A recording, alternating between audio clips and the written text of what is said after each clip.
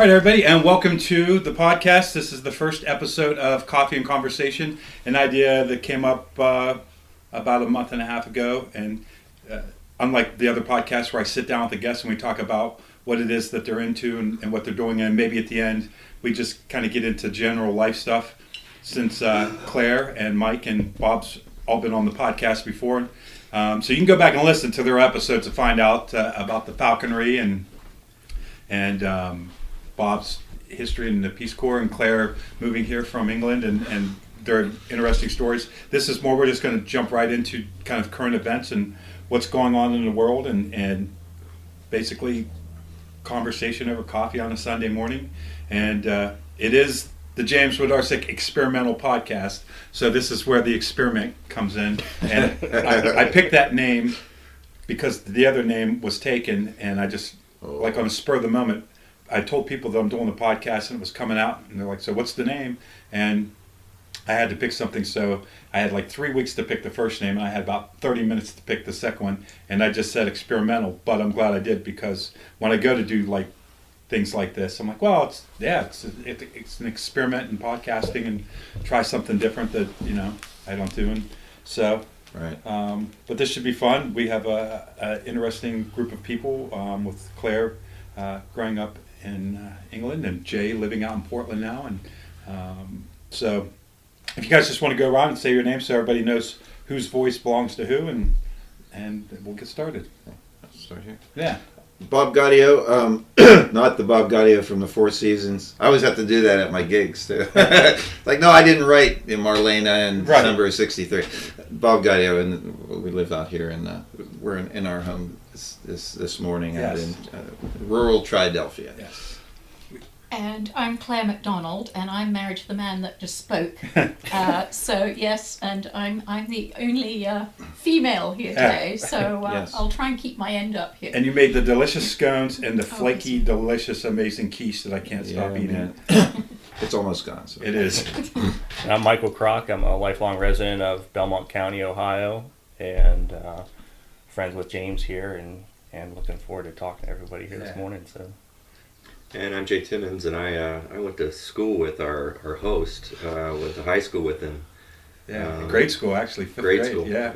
No, I think I moved in 7th grade. Seventh grade, That's when I got to know you. Yeah. We had lockers next to each other. We have been lifelong friends. And now I live in Portland, Oregon, and I was just back here visiting, and I stay with James when I come to visit. Yeah. Yeah, it's cool. Jay and me, he had a locker, maybe 2 lockers down from me when you came into town. I'm like, who's this guy with the concert T-shirts? Because when you're young, and it's it takes a while to warm up to people, and but best friends since all through grade school, or 7th grade, high school, and then in college he went to OU for a while, and then he was living in Dayton. I moved to Dayton, and he moved out of Dayton, and ended up for quite a few years we lived right around the corner from each other and played in bands together and stuff. So it's good to have him in town, and on the podcast. Chris Helminski couldn't make it. His lady's having a baby today, looks like. So we wish them all the best of luck, and we'll get a tired and worn out Chris on the next one, I'm sure. I'm sure at 10 o'clock on a Sunday morning, in a couple of weeks, he'll be completely exhausted, but that's all right. We'll just pump him full of coffee. Always works. And hear about what it's like to be a new father. Yeah. Right. So we'll jump into the topics, because we were kind of talking about the lady that was, I don't know anything about politics, and that's... You mean Sarah Huckabee Sanders? Sarah Huckabee, yeah. We want to just kind of give a brief, like, what happened. And Well, basically, Sarah Huckabee Sanders went to dinner at a suburban Washington, D.C., basically in Virginia, restaurant, and the wait staff was waiting on her, and I think what I've heard is that she had actually ordered appetizers, and when the management got to know that she was there, they came out and they asked her to leave because of her association with our current president. Yeah. And then it hit the internet, and now there's... It did hit the internet, and there were positive reviews and negative reviews, and this restaurant had a pretty decent review, and they are now down to about a 2.5-star review because I guess, social media being what it is, there are a lot of haters all around the world who would never even probably be able to go to this restaurant, but they're still just going to hate just because they can. Well, so I guess the first question is, was it right or wrong for them to deny her service because she works for president? And I've run restaurants in Pittsburgh, and I've had customers who I'd rather set fire to than feed, but they are customers. Yeah. They're part of the business, the movement of the business. People come and people go, and if they're capable of paying their bill and being decently behaved, there's no reason in the world you shouldn't feed them. And believe me, in Pittsburgh, you've got some real interesting people in the television business and in the sports industry that could be extremely problematic when they come to what they want and what they need. But I would never. Only guy I ever threw out was Terry Bradshaw on this because he was just being vulgar. He was drunk, but other than that, he wasn't. He was bothering my clientele. She was not, from the reports. And again, being from a law school background, the first thing I learned in law school, possibly the only thing, was get the facts. Yeah. That's the toughest thing to do in any case. The facts we know come to us through the press. And if those are the facts, that's pathetic what that restaurant did to her. Yeah. I'm not a real fan of Sarah Huckabee Sanders, her old man. I have nothing good to say about him. But at the end of the day, I mean, politically, I don't know the man personally. But if she comes to my restaurant, I'm going to feed her. Yeah. And if she wants some protection, I'm going to make sure she has a busboy nearby to keep people away from the table. I'm going to do that. Well, and that was the first thing I thought when the Supreme Court came down with their decision allowing the cake baker in was it in Colorado? I think it was Colorado, yeah. To basically say it was okay for them not to bake a cake for a gay couple just because it went against their religion. Well, you know what? That's a slippery slope, and that's where we're going. Sure it is. Yeah. Sure it is. Yeah. Well, I think with the cake decorator, anybody that walks in there that wants to buy a cake that's already made, they have to sell it. But they're wanting them to specifically design a cake, and so that it is a very complex issue because what if they wanted them to do a cake with the Nazi logo on it? Is that okay? So again, it becomes a real quagmire really quickly. What if it's not just a cake for a gay wedding, but it's a cake for a gay bachelor party, and they want, or just any bachelor party, and they want, some sexual situation? Is it okay to refuse then? And if it's a heterosexual couple asking it and you refuse, it's okay. If it's a gay couple and you refuse, is it not okay? There's a lot of gray areas in there, and I think that more than anything, the thing with Sarah Huckabee, people need to calm down and don't vote for them. And if you want to protest and write letters and whatever, but I think denying service. Well, at the end of the day, you have to wonder what good is going to come of this. And I think a lot of time you get a little bit of cheerleading for hey, look at me, what I did, and to get the praise of the community from the people that feel the same way you are. Oh, and I'm sure because there's a lot of people that are patting them on the back right now, like, that's a hell of a thing that you did. I wouldn't have served them either. But that's just anger manifesting itself, and it's not productive in any way. So, what do you think, Claire? What do I think? Well, I'm just hearing this right now, so I as Bob said, I always like to sort of see if I can get some different points of view on this. But I agree with James. I think that we are getting ourselves so tied in knots about certain things, and that it becomes this sort of massive finger pointing, or look at me. And I'm not a social media. I'm not on social media, and there's a reason for that. And I just, while I like to talk to people, I feel I can get much more from talking to somebody rather than seeing this sort of how should I put it, this mishmash of opinions. And I'm right and you're wrong, or this is what I think and I don't really care about what you think. And that we've created a society of a lot more division than maybe there really needs to be. Yeah. Yes, you are absolutely okay to have your opinion about something. Yeah. That's fine. We talked a little bit about this earlier. It's fine to have your opinion. If your opinion, however, is harmful Right. to someone else's existence, Yeah. then it's a problem. Yeah. So, is a wedding cake, if you cannot produce this cake for this particular person or this particular couple, Yeah. for whatever reason, then okay, maybe it's okay to say, all right, I'm sorry, but I can't do that. Yeah. But I can recommend somebody else Sure. who could. So, you're allowing your own opinion to exist. Yeah. You're being very upfront with the person that you're dealing with, and you're also being helpful to that person Yeah. to achieve what they're trying to achieve. So, whether it comes to a Nazi birthday cake or whether it becomes, Yeah.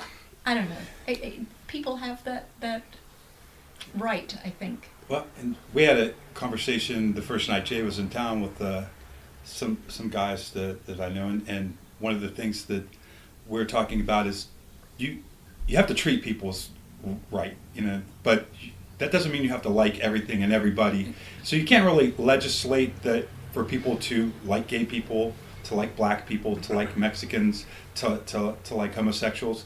You can't make people like that. You should be accepting of people. But you can't enact legislation to force people to like anybody, and I think it probably has the counter effect anyhow. By forcing people, it just makes them dig their heels in more. So I think at the end of the day, you have to say, well, that sucks that you're not going to make the cake, because I really think that they should have made the cake. What the hell, But if it really bothers them that bad, they shouldn't be forced to do it. I respect the fact that she's not on social media, and I think that's the crux of everything. I don't remember when I was a youth, us being this siloed. Yeah. And I think that's what social media has allowed our society to become, and to a lesser extent, the news that we have. I mean, MSNBC is for the liberals, and Fox is for the conservatives. Everybody's preaching to the choir. And no one's listening to a differing opinion. We silo ourselves. Yeah. So, and basically, we just don't know how to communicate anymore with somebody who has a differing opinion. And you were saying earlier that people will unfriend somebody who I saw somebody that if you don't believe in this, then you might as well unfriend me. And you're right, you do silo yourself to where the only people that you're getting in your news feed are people that agree with you. Right. And the other thing that kind of annoys me about Facebook is whatever the problem is in the world, somebody will make a meme. And that's the solution to this complex problem, and people will get behind that and they'll share it and they'll like it. And, hey, we're going to drug test everybody on welfare. Yeah, that's great. They're not getting my money, but Yeah. Nobody thinks the next 5 steps of what's the implications of that. What does it cost to drug test everybody on welfare, and does it actually fix the problem or does it make it worse?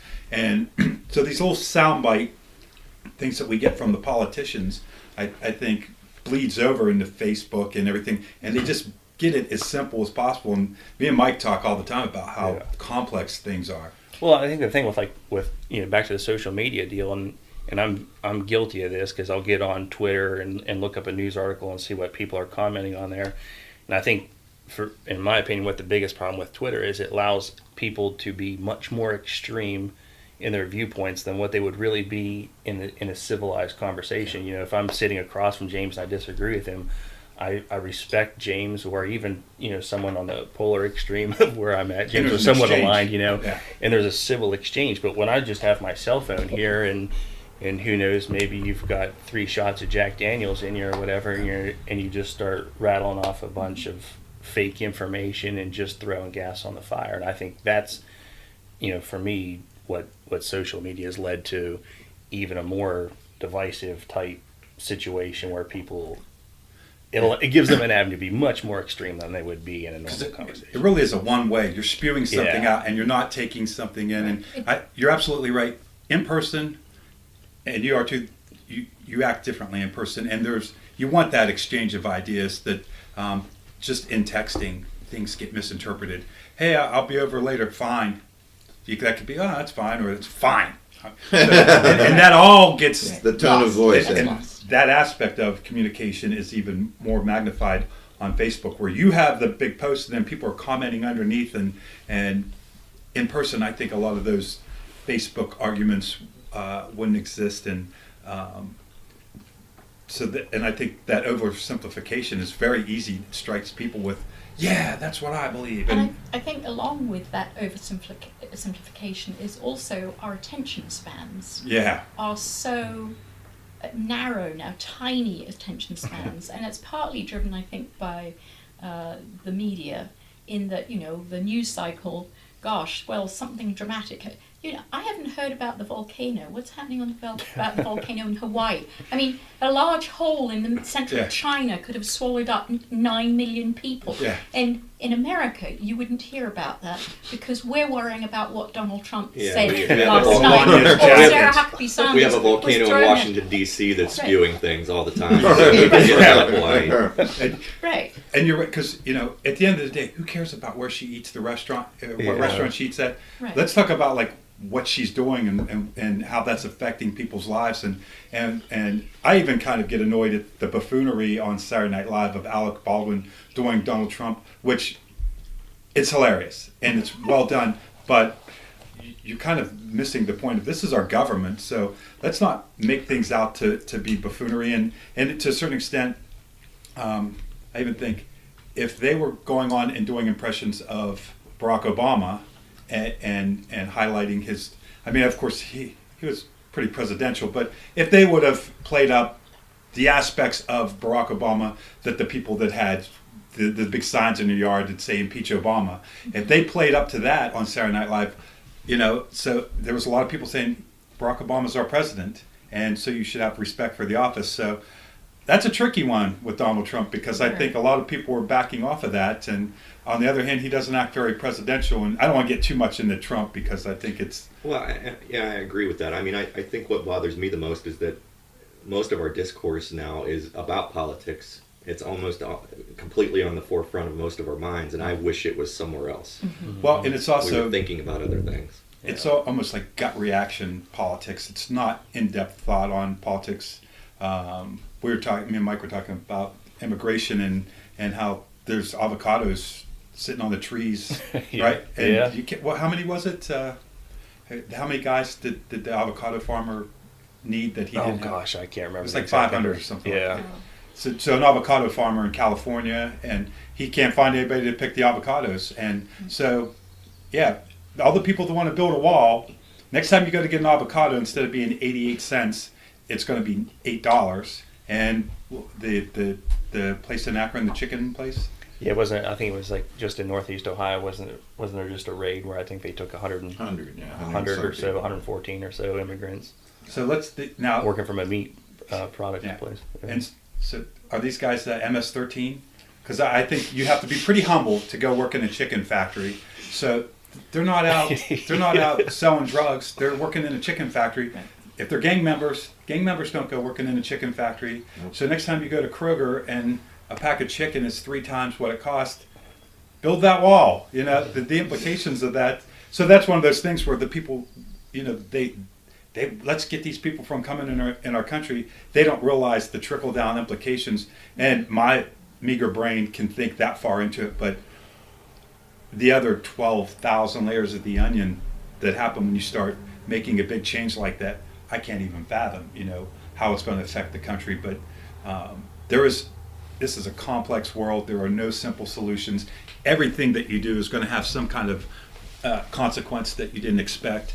And I think that there's a lot of symptomatic thinking that overall that's probably the biggest general problem, is that we simplify everything way too much. And you think about 6 million illegal aliens working jobs, the menial tasks, the picking of tomatoes or avocados, cleaning hotels, apple picking in eastern West Virginia, cleaning hotel rooms.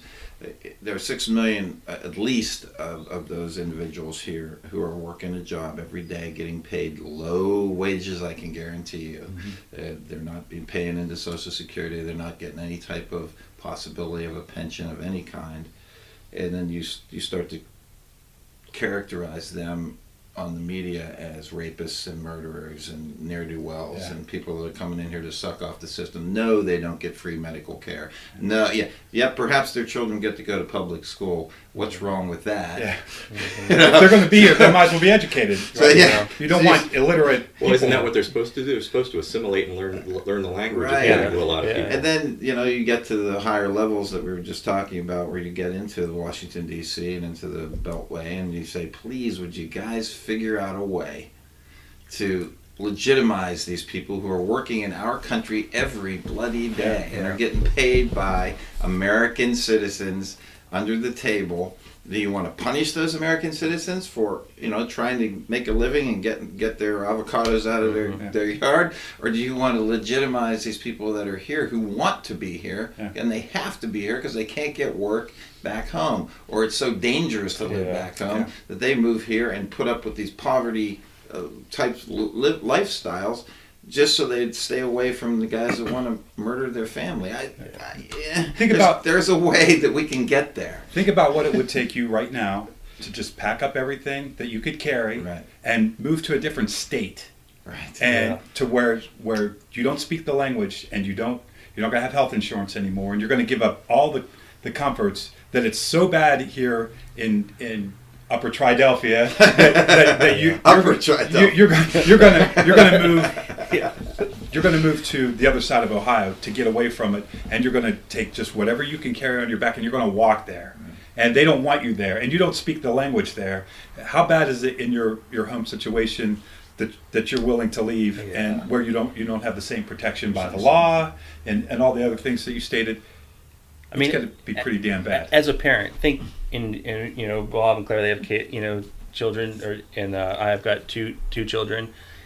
And when this whole thing started about, and they were talking about MS-13 or whatever, and that's, to me, that's a separate issue. But then we have families who brought their children 1,000+ miles from Central America to seek asylum from the dangerous situations that they're in, that I haven't been there. I can't imagine. Bob was in Peace Corps. He'd probably speak better to that. But and I thought to myself, what wouldn't I do for my kids? Yeah. Right. Would I pack them up with a bag or whatever I have and hoof 1,000 miles to get them to a better place? Absolutely. Yeah, no question. I couldn't think of one thing I would not do to give them a better opportunity. And once you got there, wouldn't you probably behave yourself because you don't want to get thrown out, you want to get noticed, you don't want people to hate you. You're going to find me a job, give me a You know what I'd do? I'd work in a chicken farm. Yeah.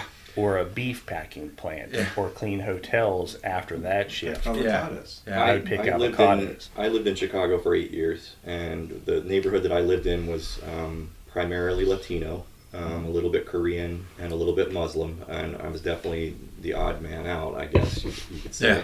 But I never felt like I was afraid. What I noticed was that people are just people. They want a roof over their head. They live together as a family. They want love.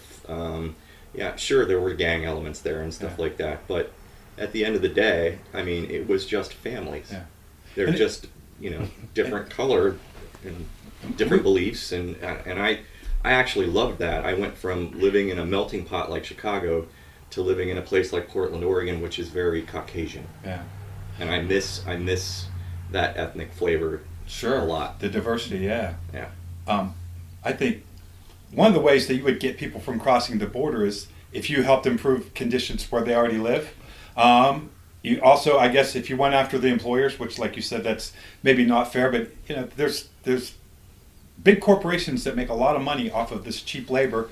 That if you find them, but you don't see them going after those people. So I think that that's a little misguided going after the families that are just trying to do better for themselves when the best thing you could do is improve the conditions in the country where nobody would want to leave. Also, we have a lot of illegal immigrants coming over the northern border, and you don't really hear about that too much. There's a lot of Canadians that come and just, I like it here and I'm not going back.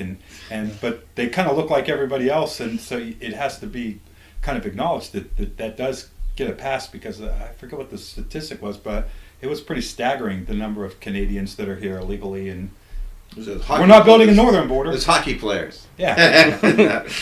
Yeah. You know, there's no wall between us and That'd Canada. be a nice wall, though. Yeah. 3,000-mile wall. Well, people would be trying to go the other way, maybe. So, Now, I mean, when you're dealing with poverty or danger or what have you, and people say, well, we'll just, these governments should all get together. First world governments should get together and go and improve the lot of sub-Saharan Africa.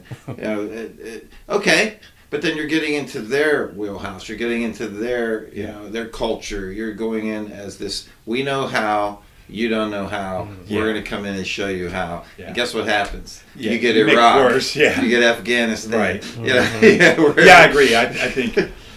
And of course, this is historical. I mean, this is the thing that always fascinates me, is that through human history, we go through these ructions. You have the Roman Empire. They're almost and then predictable. Yeah. Yeah, it's predictable all through it. And the British Empire, you've got,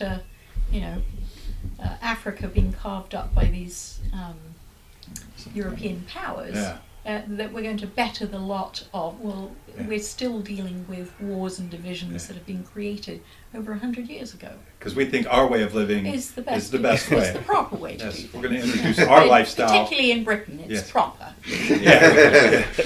Yeah, they did have a pretty good run of like trying to get everybody on their page, and pretty successful at it for quite a while. Right. Yeah, but then it died, like every other empire does. Well, and I do think on Ours will die. that's every civilization so far, and none of them have lasted. Yeah. Well, the Egyptians did have a good run there for several thousand years. Yeah. That was a while back. That's so. right. Yeah. They still remember that too, believe me. Yeah. Oh, yeah. Rome is now a city. It's got shrunk down from controlling most of the world to The world one to a city. Yeah. It's a So, nice town. where will America City be? What part of the United States will be New York? We'll find Barton. that'll be what's left of it, Barton, Ohio. Gosh. Yeah. Barton, Up in Ohio. Philadelphia. No. Blaine, Ohio. So Yes. I'm going to kind of segue. Jay mentioned gangs, and he lives out in Portland where marijuana is legalized. So I think you got gangs came about. If you look historically, Prohibition is where the American gangsters really got a foothold. And I think anytime you make something illegal that people really want, you're creating a criminal network and funding it. And if you want to end the big drug cartels, just make drugs legal. Now all of a sudden it's not affordable to kill people and ship things there, because you can just go down to CVS and buy it or at Sheetz. And so that I think that the worst part about narcotics in America is, obviously if anybody has anybody in their family that's addicted to drugs, that's terrible. But I think all the crime and all the other things associated with it are far worse than the drugs themselves, because I don't care if heroin is legal, I'm not going to go use it. And but I could very well, in the wrong part of the country, be shot in the middle of some. Catch a bullet, yeah. Yeah, how many families are torn apart, not because the person's using drugs, but because of the violence associated with the drugs, and so I think, and just historically, prohibition of anything has never worked. I remember watching it was The Old Firing Line with William F. Buckley. Oh, I love that. He is the iconic conservative voice of American politics back in his day. And he, in 1968, said, if we don't get a handle on the drugs, the drug situation, heroin, marijuana, he says, that will turn this country into just a nightmare. Yeah. He said, the best approach would be, and you know this, he said it, is the best approach would be, let's legalize it. And let's deal with the problems in clinics. Let's not deal with the problems in jails and on the street with people shooting one another. This is William F. Buckley back in 1968. And legalize it and use the funds that come from it and the taxation or whatever that comes from it to help people who have addiction problems. Right. I mean, everything's legal in Amsterdam, and they don't seem to have. They've got issues, but it's nothing like what we that have. we have. And they don't. At least they don't have the crime issues Correct. associated with it. They might have even if they have the same addiction issues. At least you don't have all the other crime. And I people would always say marijuana was a gateway drug to other drugs, and People still say that. Back in the day, I partied, and not once did smoking marijuana ever make me think that I wanted to shoot heroin. But I also knew some people that were less desirable, that were on the other end of that. And I will tell you that selling marijuana is a gateway to selling other drugs, because, oh, you sell marijuana, you have this network of people that buy drugs. You know, you can make a lot more money selling cocaine. And so it is a gateway. Once you engage in the activity of being a criminal, then it's a slippery slope. Well, I'm already selling marijuana, so now I can make more money if I sell cocaine. And I think that not everybody that sells marijuana goes into selling harder drugs, but I think a lot of people that are selling harder drugs started out with marijuana, and because, and even just as a buyer, you're breaking the law. And once you break the law and you get comfortable with that, it is a slippery slope where maybe if you were going to engage in other illegal activity, you know, it's you just get used to breaking the rules. Working at the hospital, we have certain dress codes, and like we're supposed to wear leather shoes, but you get used to like, I can wear these mesh shoes and nobody says anything. So you break that rule, and you're really not supposed to have coffee in the nurse's station. But once you get used to breaking the rules, you develop a pattern. At least I know I do, and I think I see that, you know, you're supposed to have your hair above your shoulders, but I see a lot of people that wear their hair down, and so sometimes I think you're better off to not have quite so many rules and just enforce the ones that are really important than have so many rules that you can't enforce them all. And just by human nature, I think that works, but I don't know. Anybody here have any doobie?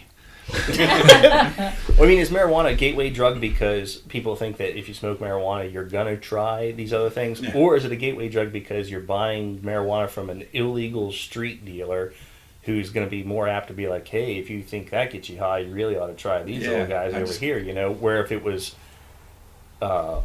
regulated and administered by the government agency or whatever you want to call it, you don't go into a CVS or get some amoxicillin and like, hey, if you like that stuff, you really ought to try this OxyContin over here. They wouldn't do that, you know. Get some morphine back here. Yeah, you really ought to try that. That'll take that cold away. But you know, so maybe that's. I mean, that I can see where people would call that a gateway. Yeah, because it is a gateway when you're dealing with drug dealers. What I find is interesting out where I live is that a lot of people claim that it is legal, recreational, but they still go black market because it's too expensive to go buy in the retail shops. Mm-hmm. The other thing I find fascinating is that it's legal, but you can't use your debit card to buy it. You have to go in there with cash. Really? Really? Well, and and I know that part of it is it's not recognized if the banks, you know, it's federally. The government is still in correct. If the bank doesn't want to be seen as a middleman. Well, and I think part of it is too that.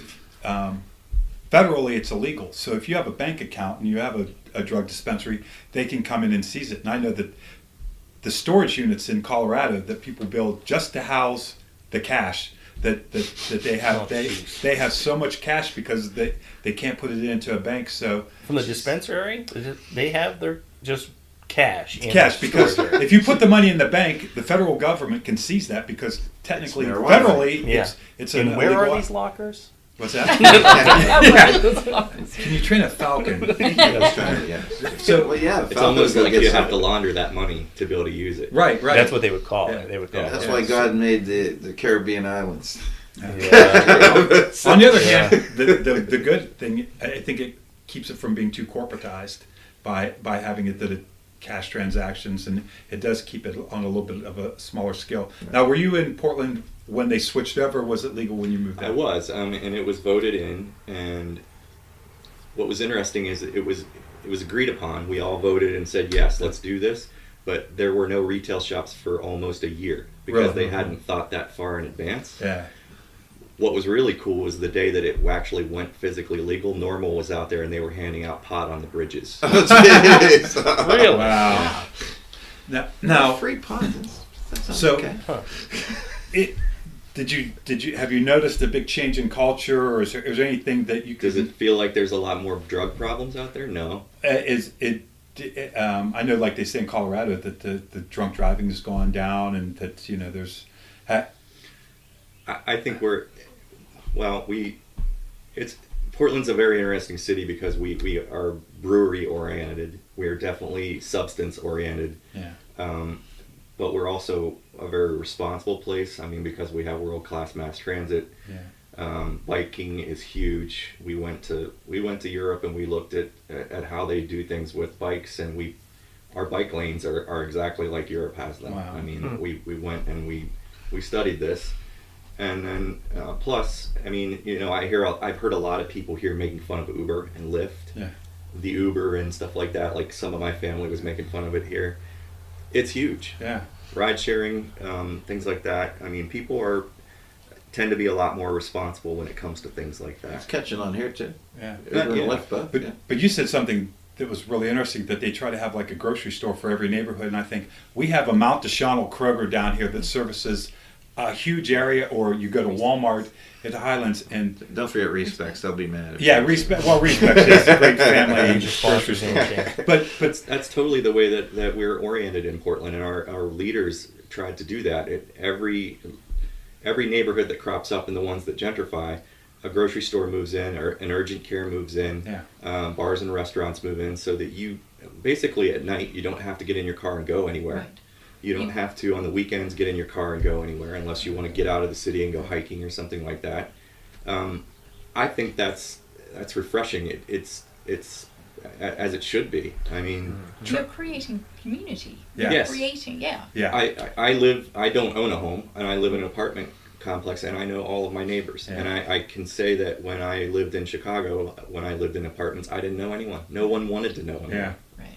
Right. And I even think that when it comes to like law enforcement, when you have the cop on the beat, we were talking about this yesterday, and hi Billy, hi Officer Jones, and how's your mom today? And you know not to goof off because Officer Jones knows your mom. He's not going to arrest you. He's going to tell your mom, and there's some suspicious guy in the neighborhood. Hey, how you doing? Or hey, Officer Jones. Instead of, you know, I think a lot of times, and I don't have a problem with the police. I love the police. When you have trouble, you call them. So, but James loves the police. yeah, James, but James doesn't do anything wrong. He loves the police. Bethesda, Ohio, someone posted a picture on Facebook that they had a Punisher sticker on the back of their police car, and I'm like, you're not supposed to be punishing anybody. Protect and serve. Punishment is a different division of the law, and I think that if you're enclosed in a car and it's us against them, I think what happened, and it's nothing against police officers, that's what happens when you're not out walking the street where you're interacting with people, when the only time you're interacting with the public is when you are pulling them over because you think that they did something wrong, instead of that. You know, I think when we lost that neighborhood policing by foot, and I don't know that much about law enforcement, but it seems like there was some disconnect with the community, both in the respect for the citizens and the respect for the police officers, because you're basically all strangers. And even just in general with your neighbors, if you're all strangers, in Portland, knowing all your neighbors, that's a much better way to live. I mean, there's certain problems, I guess, if you don't get along with all of them, but in general, I think knowing them is better than not. Yeah, because look at that guy. What's his problem? And you might find out they're actually pretty nice people. If you've never taken the time to talk to them, you know, misunderstandings can blow up pretty easily.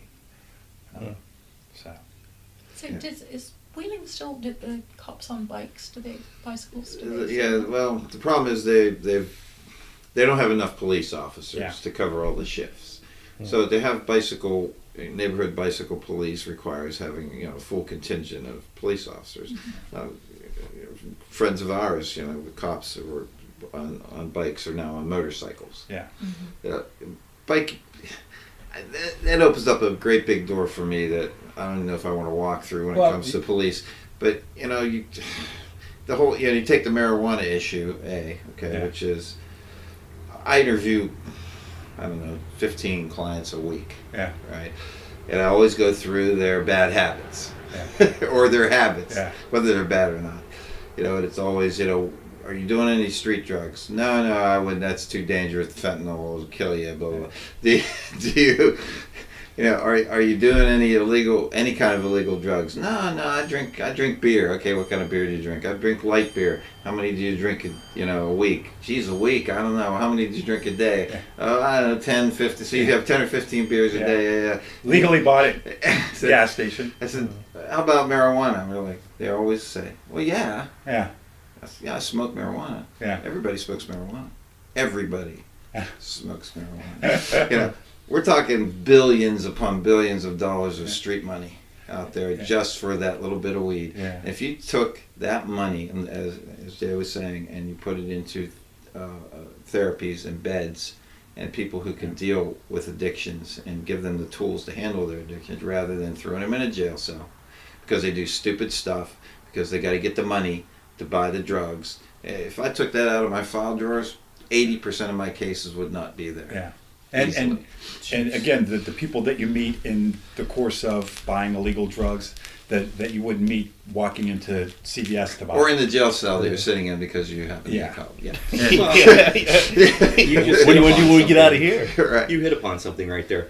The legalization of it and making it recreational takes away the danger of buying. Yeah. You can walk into these spaces and not feel. Yeah. I mean, some of these places are really nice, modern places where you can buy legal pot. It's like an Apple store kind of thing. Yeah, it's totally that way. And they have different areas of the pot comes from certain areas with there's certain soils and all that. Absolutely. Kind of stuff. Yeah. And how often do you hear of like the stereotypical normal kid that kind of got into trouble because he started buying drugs off of this guy, and then you meet people that you otherwise wouldn't meet, and you got people that are going into selling marijuana because economically it's a better way to make money than almost anything that life has prepared you to do. Yeah. And so how is it a gateway drug if you sell recreational pot in a shop and you can't sell anything else? Right. It can't be gateway. Yeah.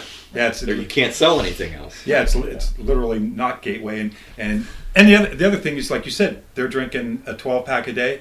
You can buy that it sheets and across the street at CVS. 8 o'clock in the morning. 8 o'clock in the morning. Right, they do. You get a 40 at 8 a.m. and you're pounding and down the street. the health problems associated with marijuana versus alcohol. You can die from drinking alcohol. You can die from stopping to drink alcohol. But I don't know that there's an amount of marijuana that you could consume that you wouldn't just die from if you ate it, from your intestines being blocked up, because the THC will not kill you. It's maybe of the mind-altering substances one of the safest things that you could do. I mean, you might feel like you're going to die and that you're losing your mind, but eventually you're going to chill out. And smoking is bad for your lungs, but I think where it's legal, it's edibles. Yeah, edibles are the oils. the incredible thing that I think they've come out. Infused in oils. Yes. And I'm going to point out, I have not touched the shit since 2000, so it's 18 years. I'm not And I also want to point out, just for the record, that being a police officer is a very, very difficult job that I wouldn't want to do. And I would want anybody to think that I don't respect that profession, and that I can't imagine what it takes to pull somebody over and you're by yourself and you have to walk up to a car, and you do that a bunch of times a day or in the middle of the night, or you get a call that there's domestic, anything like that, and you got to run in there, and that's a tough profession that I think it'd be hard to keep your composure after a while. For me, because I have a short temper anyhow, I would be probably the worst cop in the world after 5 years, because I would be the guy that, like, I've had enough. It wears on you. Yeah, it does. It does. You were going to say something. I just stepping away from this. It just as a Brit walking into a gas station early in my stay here, to see beer for sale, I'm thinking, what on earth? This must be a mistake. This is a selling mistake. Alcohol where in you a place where you're driving your car. It was mind blowing to me. Well, we had drive-throughs. Beer drive-throughs. drive-throughs. We didn't even get out of the car. But then, of course, I go to a beer store in Pennsylvania to buy, actually, I can't remember what it was, but it was a bottle of liquor. Yeah. And I'm walking around this store going, well, they sell alcohol here, but and then of course I have to go up and ask. Yeah. I said, so exactly, where do you keep your whiskey? And they're, what planet are you from? We don't sell whiskey here. That's hard liquor. Oh, okay, so that's different from drinking beer in quantities, that you're selling these vast cases of beer. So anyway, it was all very strange to me, because in Britain you have, you can go to the pub, but Pennsylvania is an interesting study because you can't get beer in grocery stores or gas stations. Yeah, No. there you have to go to their. you have to go to the state store. Yeah. Package store, you get it from behind a bar. You can buy a Right. 6-pack at a bar. No, but in England, so if you wanted to get So they have these stores called off licenses. So I have to plead ignorance here as to exactly why they're called off licenses, but I think it's because they don't, in a pub or a bar, you have to have a license. Sure. And then, these stores you don't have to, but Okay. they will sell liquor and beer and Wine, and wine and it's like And home it's- drinking. for home consumption. It's just you feel like you need a bottle of wine this evening, you go into the off license and you buy That having wine. a 6-pack in your refrigerator, is that like around here? That's pretty normal in America. A lot of probably I'd say Well, we don't cool our beer, so you would not actually find Oh. that. like that idea of like home drinking. Yes, and so the idea, I mean, does that- wine boxes have been huge Oh, okay. for decades, so you have this little sort of wine dispenser in your fridge. Right. So- I didn't know if it was, well, when you want a beer, you go to the pub and get a beer. Exactly. And you Oh, drink yes. it Yeah. more Yes. of a thing where It's more you of go a out. social, yes. Yeah, where- That's not to say that people don't get rolling drunk at home, but Yeah, but it is a little bit more of a Yes, social. social. What I Yes. found in my stay in England was that if you're going to have some form of beer or port or whatever you're going to drink, you go to the pub. Yeah. Porter, I mean. You go to the pub. And if you want a glass of wine, you stay at home, pretty much. Well, you but go I mean, to there a are restaurant wine- or what have you. yes, you can have restaurant, but will be But at the end of the day, serving beer is associated with the pub. You Pub, go down, have exactly. a pint, Yeah. hang out with the neighborhood folks. Yeah, and- it's not so much that 6-pack at home kind of thing. No. No, not to say that there's not Yeah. I mean, 6-packs at the home. thing I loved about being in Ireland was the pubs, and you go in. There's generally not TV screens everywhere. Yes. Nope. Usually not music being played, Right. because that's a place where you go to talk to people. And people, I know even like around here, you go into a bar, and if you're talking to someone that you don't know, they look at you like, why are you talking to me? Where every time, no matter who was sitting next to me, I'd be like, hey, where's a good place to eat around here? Half the time, they come and eat with us. And it was a very social atmosphere. And Right. people went down there not just to get, not really even to get drunk, but you get a little lubed up and then you have a conversation. Yes. And it was really more, at least 50-50, about the conversation and interacting with people in that social aspect. That's what I thought that pubs were really for.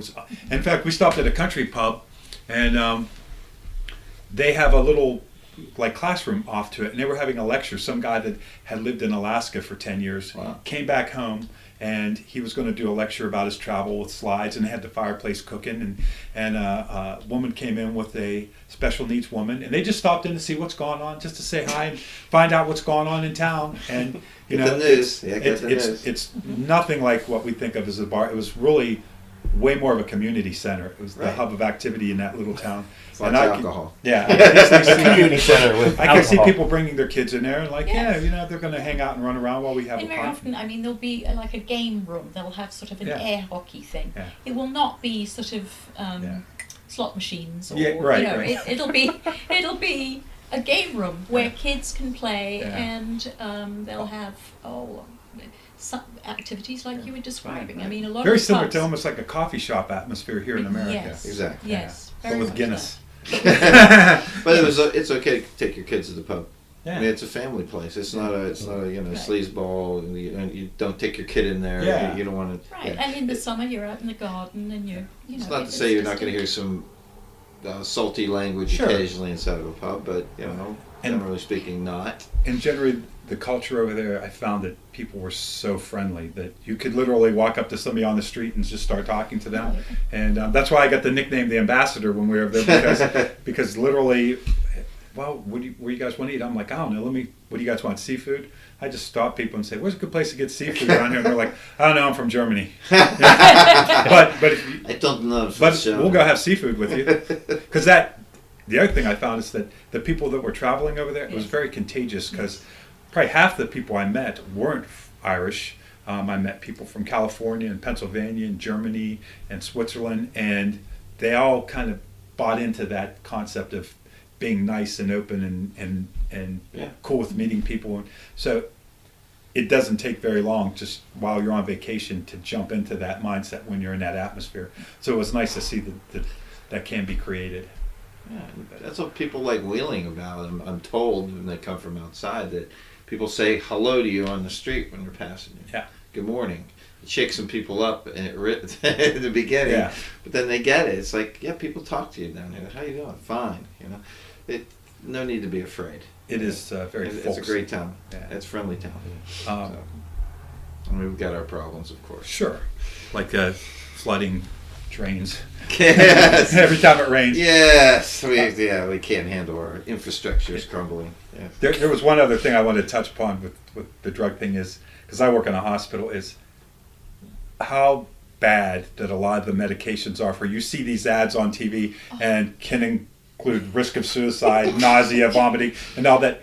None of those apply to marijuana. And so yet perfectly legal, prescribable. The real gateway to heroin is painkillers. Yeah. As you know, we work in a hospital. Someone comes in with a broken leg or something, and the social workers, they tell me all the time, yeah, this person, their life is such a mess, and they don't reveal names, but you just hear, and yeah, they were a normal person. They got kids at home. They came in for oral surgery or something and got Vicodin, and now they're on heroin. And that doesn't happen to everybody, but I bet more people get addicted to heroin via prescription drugs, either recreationally or I can assure pharmaceutically. you that's absolutely true. And so, it's absolutely true. And but it's there's sad. yeah.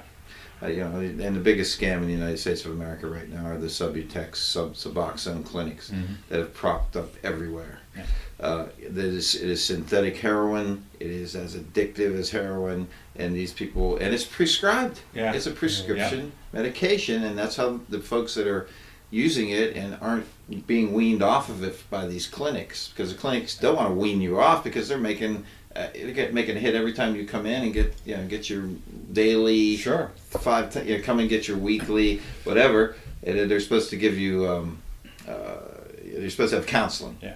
So your counseling is, guy comes in, maybe has a master's degree in something, and he says, "How you doing today?" "Fine." "Everything going okay with the medication?" "Oh yeah." "Okay, good." That's your counseling. Oh. Well, and Okay, and then they go back and back and back, and they stay on 16 milligrams, 25 milligrams forever, because they're not going to go back and wean. They're not going to say, "Please wean me off this medication." And we're also, there's basically two types of drugs. There's the kind that fix a problem, and they're the kinds that treat symptoms. So if you have high blood pressure, they can give you a vasodilator, which will lower your blood pressure unnaturally. Instead of saying, put the cheeseburger down and go to the gym, and you're on those drugs for a lifetime. Now, the drugs where if you have an infection and you need something to cure that, I'm all for those. But there's a lot more money in not curing somebody and getting them on the drugs. And I think one of the big reasons why marijuana has stayed illegal for so long is that you can't corporatize it easily. Because once it's legal, hey, I'm just going to grow it in my backyard. It's a weed. They call it weed for a reason. It's very easy to grow. If it's legal, you can throw a bunch of seeds out in your Just garden. go down there just below us and go have a look. So for a They're always corporation, looking for implying that we're growing we're- weed. They're We're looking not. for with We're allowed helicopters as residents to grow 4 plants. yeah, I mean, that's 4 plants Four- per person. 4 good plants plants per will person. supply you personally for a year, I'm sure. Yeah. Depends on it, yeah, how well it grows. I'm only kidding about it. But they do fly over with helicopters Yeah. here regularly to Don't this know area. that. Do they really? Yeah. Yeah. The idea is to spread your plants far apart. And I just like it when they grow it off the interstate. Yeah. Over top of the guardrail off the interstate. Yeah. They grow it down below in those little gullies. Yeah. I love that. But the fact that it can't be monetized for Right. big corporations, I don't think that's too far of a stretch as far as a conspiracy that that's one reason why the powers. Tinfoil hat. Yes. There's always money involved in the underbelly of these things. On the other hand, I'm not a total hater of corporations because I like that. You work for one. Well, I mean, honestly, I like that when I need gas for my car, I'm not worried that they're going to be out of gas, and that, I said the other day, if I want a loaf of bread in St. Clairsville, I can go to Kroger's, Aldi's, Respects. all these other places. Respects, of course, the great local Respects, Walmart, any of those places, and they got tons of bread there. Yeah. And to a certain extent, corporations make that possible, and we benefit greatly from that. And we had a big conversation the other night about if you hate corporations but you have a 401k. My contention was that you own stock. You're an owner of of a bunch of different corporations. You might be the owner of 85.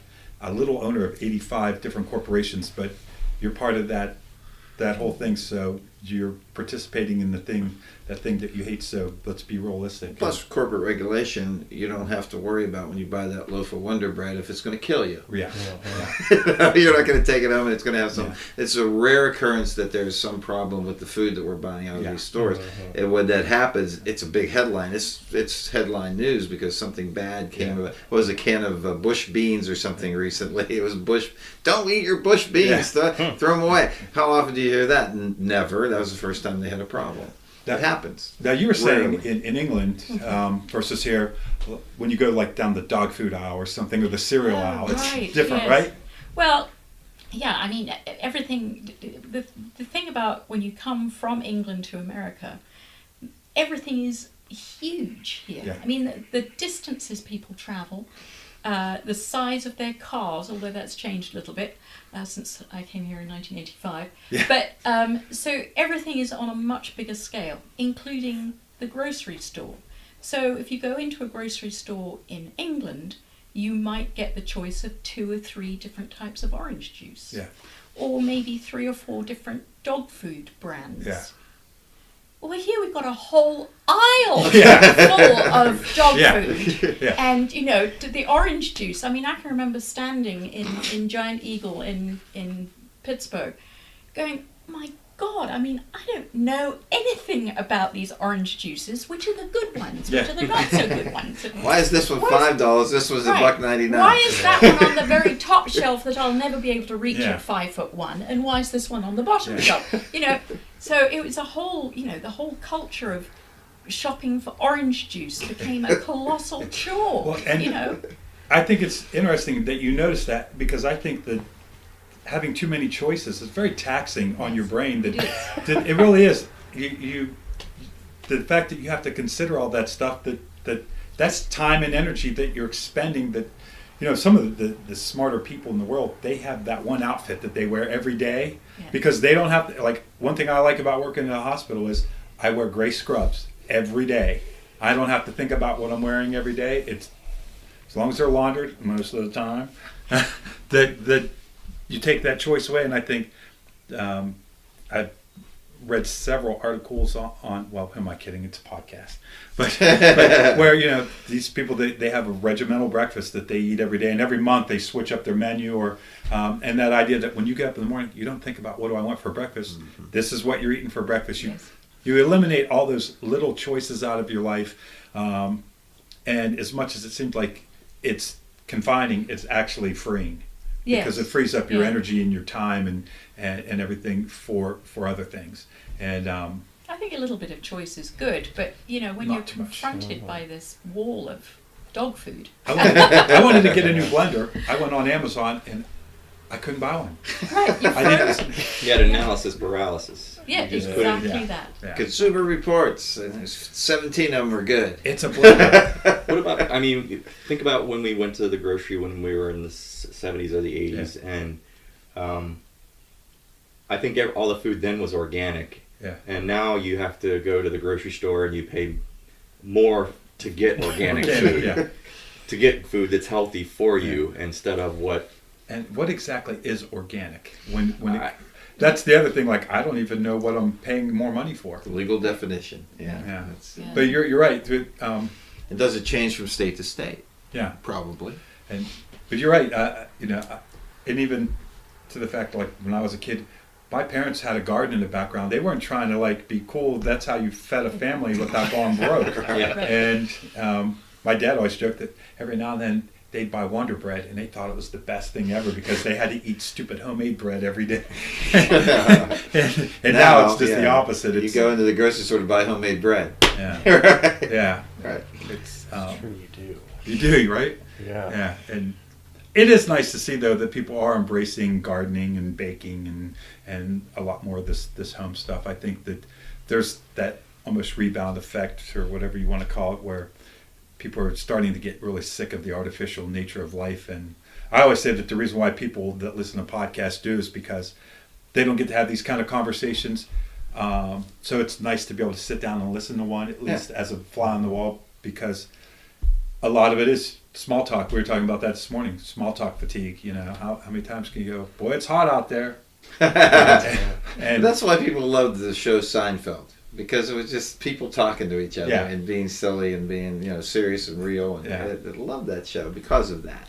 The show about nothing. Show about nothing, which is everything, really. Yeah, it was about everything. Yeah. Indeed. I don't go to the bars anymore, at least not that often, because, hey, how you been? What's going on? Yeah, okay. And then I got a you, car bunk on the back of my neck. You have that same conversation with 15 people and you walk home feeling very empty because, you don't really have this kind of discourse, which, I make no money from the podcast and there's never will probably, but the idea that I get to have these really intense conversations where, nobody's looking at their phone and For me, it's what's my time worth. I mean, rather than having small talk, I'd rather you be using that time to think or read or do something like that than just general pleasantries. If we're involved in a deep conversation like we are right now, I mean, you got to get there by having small talk. Yeah. But a lot of times we don't get that far. Yeah. It's just the pleasantries, just the small. Putting microphones on the table, it cuts to the chase. Immediately. Was that what that is? That's what that is. Oh, jeez! I know.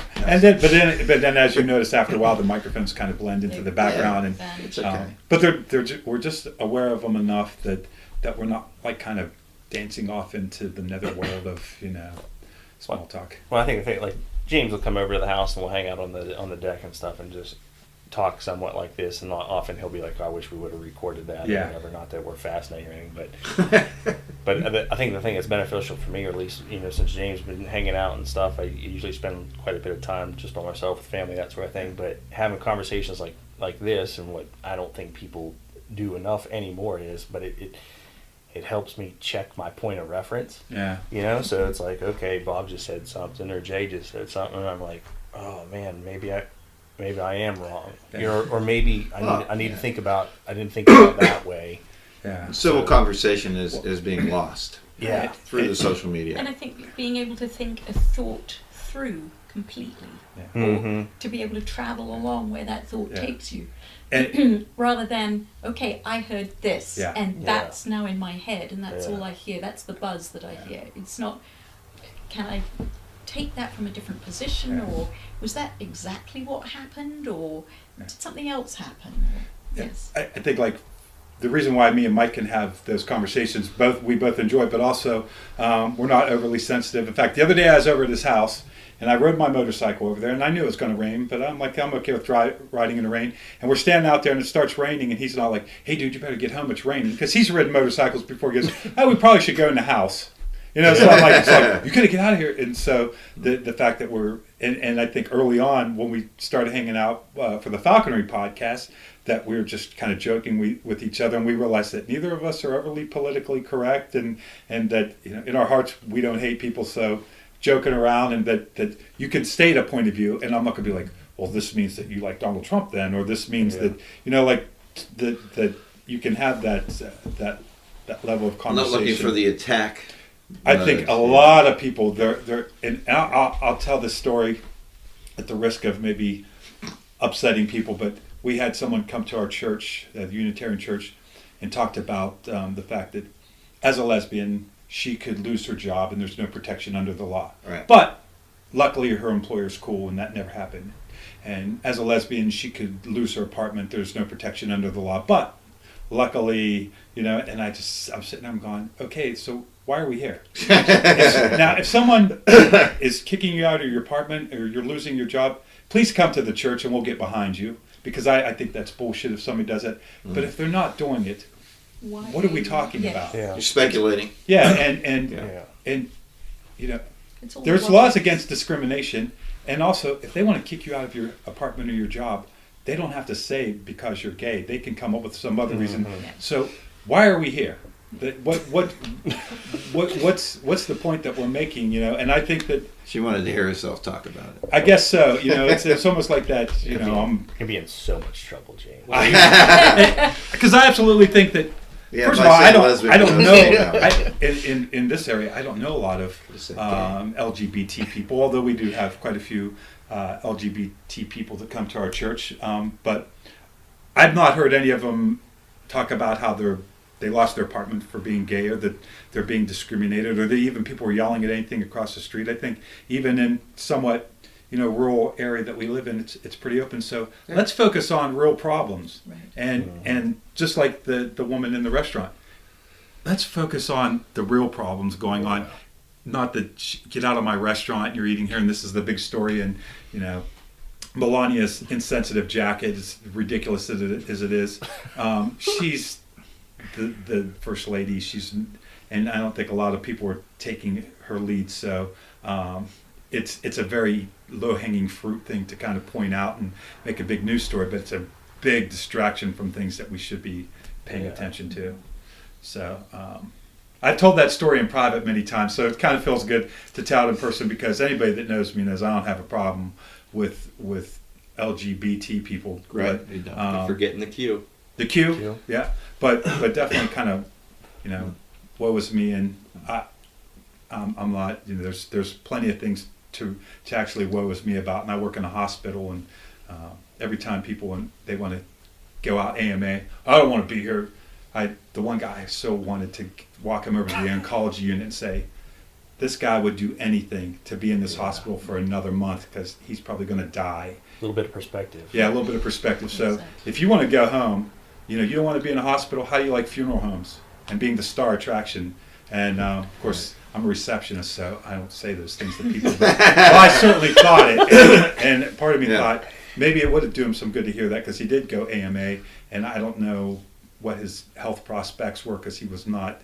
He could have been easily fixed with some proper heart medication, which he definitely needed, but he didn't want to stay around for the testing so they could figure exactly what drugs to put him on, and he checked out AMA. And I don't like hospitals. I'm like, dude, I work in one and I don't like it either. But nobody wants to be in the hospital. right. I got to be in the hospital tomorrow. why are you wasting? And I almost want to say, these nurses have 6 patients to take care of. You're wasting their time. There's sick people that need their help. If you don't like it, leave. And that was another thing I wanted to say. But of course, I bit my tongue. But perspective is what Jay was saying. The perspective is the whole thing. We don't have that. It's the silo effect you're talking about. Mm-hmm. You know, it's the perspective that it's hurting our nation. Yeah. And you know, to be able to have LGBTQ citizens in a small town like Wheeling, and for those folks not to be harassed, for those folks not to be persecuted, is saying something good about that community. And about just, I think, the world in general. I think we're becoming, there is a certain aspect of, just in general, people are starting to be a little bit more awakened. As much as, you know, people will look at our current political situation and go, what the hell's going on? I think on an individual basis, I think more people that they're wanting to get back to nature, and they are starting to at least pay more attention to how they're governed. And those are all good things. Yes. So even if you're not on social media. Yeah. Even if I'm not on social media. I use it to post for the podcast. Every now and then I scroll through, but a lot of times I won't like people's posts because I don't see them. I really, a friend of mine told me once, she goes, 90% of the people don't care about what you're into, and it's kind of demoralizing when, hey, I love motorcycles. I post a picture of a motorcycle and 3 people are like, yeah, and I'm like, yeah, you know, very few people care about your dog as much as you do. Right. And so it's nice to share those pictures, and for the few people that like pets, but the rest of us, it's I Scroll. don't know. Doesn't feed your dopamine, then. No, it doesn't. And well, I think that the thing about Facebook is we all put out the image that we want to project to the world. It's very filtered and refined and fake, and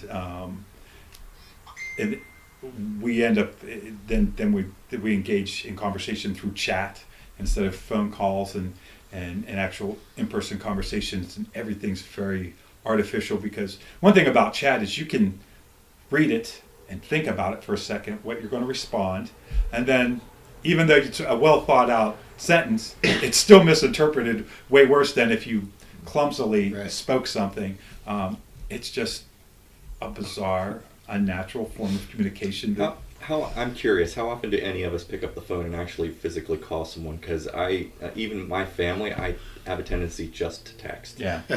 My whole life is on the phone, my work life. So I guess I'm the exception. But you text a lot, and you. Well, my daughter will only text me. Right. It's just, she's a texter and a messenger. But and Nathan, my son. Yeah.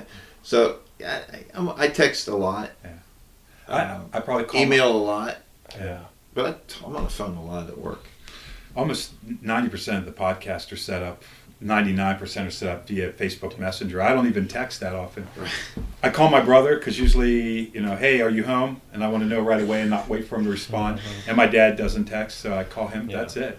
Yeah, I call my parents, and then every now and then my wife will call me on the way home from work, but that's maybe there it is. once or twice a week. Yeah. When you kind of needed an immediate response. Mm-hmm. Yeah.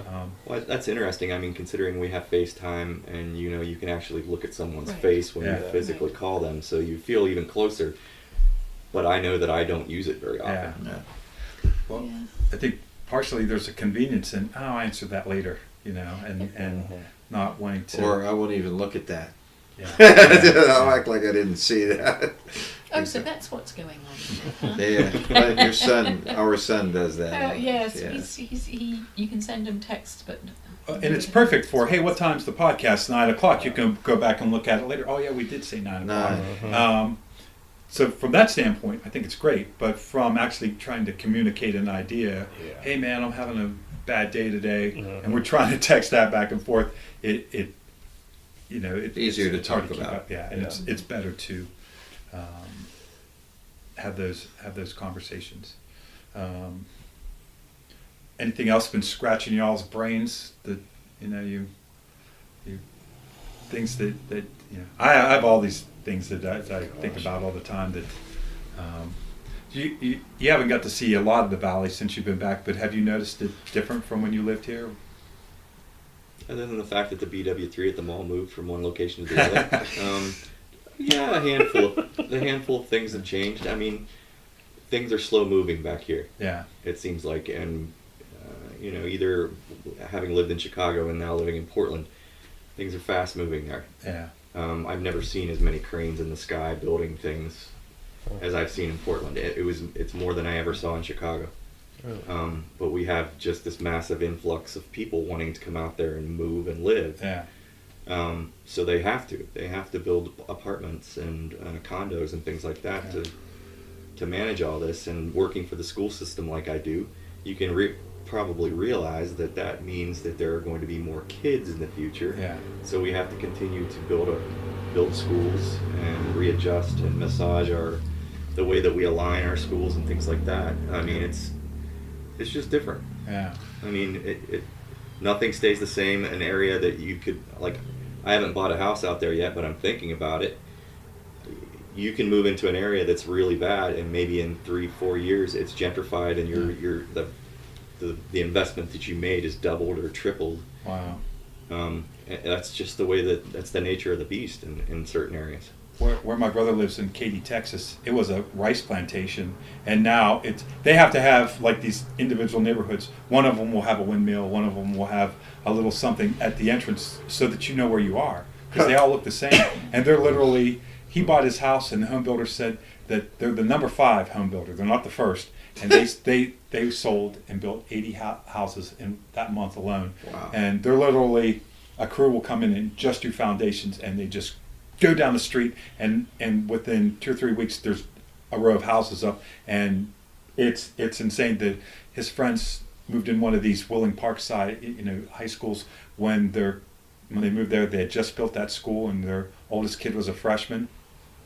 4 years later, when their younger kid was going to be a freshman, they were building another school like that closer to the house. That much growth, and just those big, 80-unit apartment buildings, 10 of them, all built.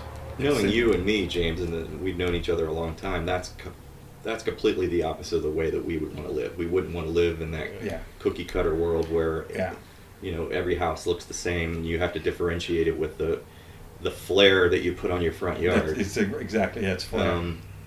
Or paint it lemon yellow or something. Yeah. Well, now your homeowners association probably wouldn't let you. Yeah, they wouldn't let you paint it. You have a certain amount of colors that you can use. Have to be burgundy or something. I do love the idea that in Portland that they make it so that there's a grocery store that you can walk to, and that they keep everything very neighborhood oriented. Man, that's such a great idea. How you get that to happen around here, I don't know. Well, things are much more spread out here. Yeah. I just don't think you have the infrastructure. Yeah. I like what they're doing downtown though, with the old buildings and turning them into apartments, like the Bory building and the corner building there. That's nice. Health Plan just built a brand new facility in the center of town. That's been our build. That's the big build that we've had in the recent past. But trying to make the downtown Wheeling area finally livable again, a place where you want to live. But they need grocery store. They need certain aspects. But the old gentry people, the people that own those buildings and have no interest in selling them, they're holding it up. Yeah, they're holding it up. I want to buy your building. Mister, been here 5 generations. How much you want? I want $4 million. $4 million, but it needs to be totally. All the asbestos has to be torn out of the wall. You're acting like you don't really want to sell it. Exactly. $4 million is a lot for a building that's collapsing in on itself and is full of asbestos. Not knowing that you could make loft condos down there, and that would probably bring in the bars and the restaurants and the food. Right, and they're doing that now. They're trying to renovate downtown. That would bring that down. Because believe me, it will happen in Wheeling. Yeah. I mean, that little city wants to come back to life again. Yeah. It's just going to take time. So those little apartments they're doing there are pretty nice. They're nice, and people are filling them up. Yeah. I just had one of the old buildings up on Oak Street, just near the cathedral, and they revamped it into 6 condos, and they're full. They got within a year they've filled them, and it's supposed to be this nice. Cindy Fluharty moved into one of them. So it's all good. It's just it takes us a lot longer than places like Portland and Chicago that have the infrastructure, the resources, the money. Money's there. Money. The steel mill's gone. The coal's still here, but it's dying. I think the cracker plant's going to.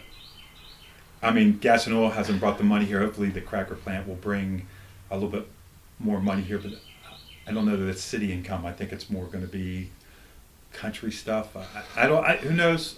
But so I think it was George Callis posted on Facebook. He said, "What's the best thing to stimulate growth in Wheeling and the Ohio Valley?" And my question was, why do we want growth? And do we want growth? And what's so great about growth? I'd rather, instead of seeing more people, I'd rather see the people that are already here have better, more prosperous jobs. And we've got enough people.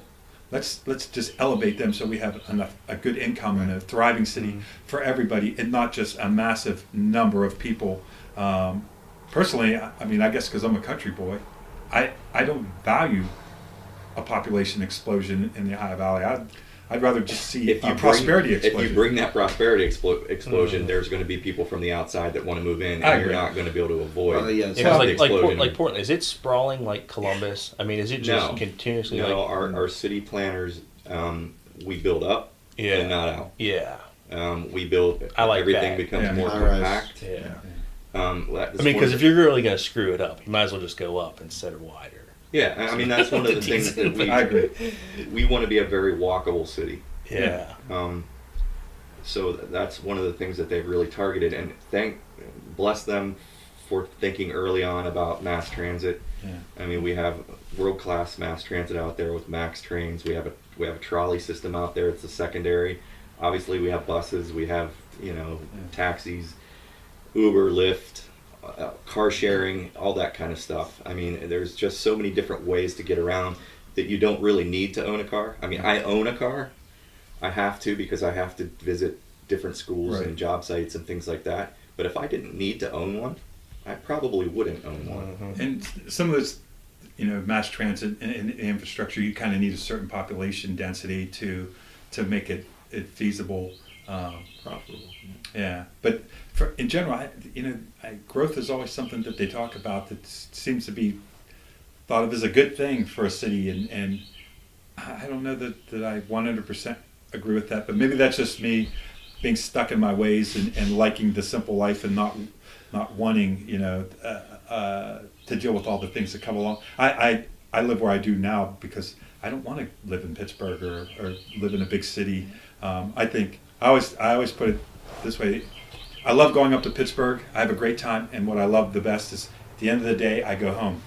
And the idea that when I need to go to the dentist, that I got to go through 35 traffic lights or whatever it is, and or just to, go across town, that you're stuck in the middle of a city. That to me, I don't like that. And I'm exactly the opposite of you. I want to live in the middle. I want to live in the middle of everything, where everything is convenient to me. I can go see really great bands and the great foods around me, and I can go to my local record store and buy vinyl if I want to.